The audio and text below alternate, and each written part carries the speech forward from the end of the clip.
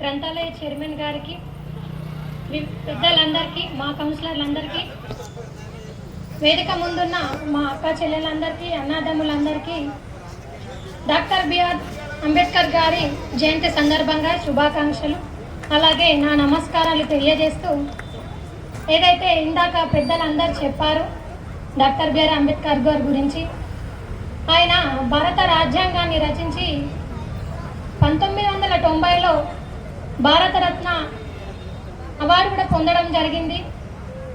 ఆయన జీవితంలో ఎదుర్కొన్న సమస్యలు ఏవైతే ఉన్నాయో, ఒకటి కాదు రెండు కాదు, చిన్న వయసులో నుంచి, అంటే ఆయనకు ఊహ తెలిసిన 6 సంవత్సరాల నుండే ఆయన స్కూల్లో కానీ కాలేజ్లో కానీ ఎదుర్కొన్న సమస్యల్ని ప్రతి ఒక్కటిని ఆయన భరిస్తూ ప్రతిఘటిస్తూ, బయట దేశాల్లో అయితే సమానత్వం ఉంది, మరి నా దేశంలో సమానత్వం లేదు అని ఆలోచించి, నా ప్రజల్లో మార్పు తేవాలంటే అది నా నుండే మొదలు చేయాలని ఒక గొప్ప సంకల్పంతో అహర్నిశలు కష్టపడి దాదాపు 2 సంవత్సరాల 11 నెలల 18 రోజులు కష్టపడి ఆయన భారత రాజ్యాంగాన్ని రచించడం జరిగింది.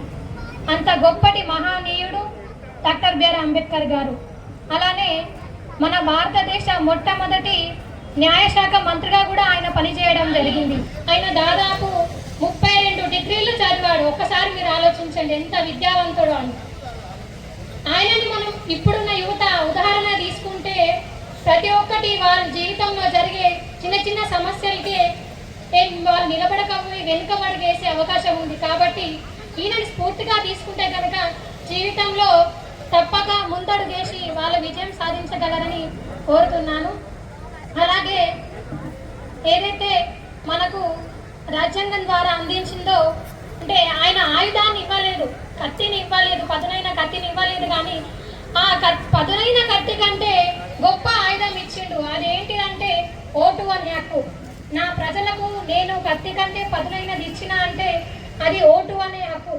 కాబట్టి అంతటి అవకాశాన్ని ఇచ్చి కూడా నన్ను ఈ స్థానంలో కూర్చోబెట్టింది కూడా డాక్టర్ బిఆర్ అంబేద్కర్ గారు. అలాంటి మహానీయుని గురించి మనం ఎంత చెప్పుకున్నా తక్కువే. కాబట్టి సమయానుసారంగా మనం వెళ్ళాలి. నాకు ఇచ్చిన సమయాన్ని నేను ఉపయోగించుకున్నాను. అలాగే ఎందుకంటే ఎండ తీవ్రత చాలా ఉంది. ప్రజలకు నా యొక్క విజ్ఞప్తి, ఎండ తీవ్రత ఎక్కువ ఉన్నప్పుడు దయచేసి మీరు బయటకు వెళ్ళకండి, నీరు ఎక్కువ తాగండి. వీలైనంత మీకు ఎంత ఉంటే ఆ సమయాన్ని మీరు 1 లోపు మీరు వర్క్ చేసుకొని 4 తర్వాత మీరు బయటికి వెళ్ళి వర్క్ చేసుకోండి. ఎందుకంటే నేను మీ ఒక ఫ్యామిలీ మెంబర్గా చెప్తున్నా. ఆ తర్వాత మనము టైం ఉన్నప్పుడే దాన్ని గుర్తుంచుకొని మనము మన ఆరోగ్యాన్ని కంట్రోల్లో ఉంచుకుంటేనే ఏదైనా చేయగలుగుతాం.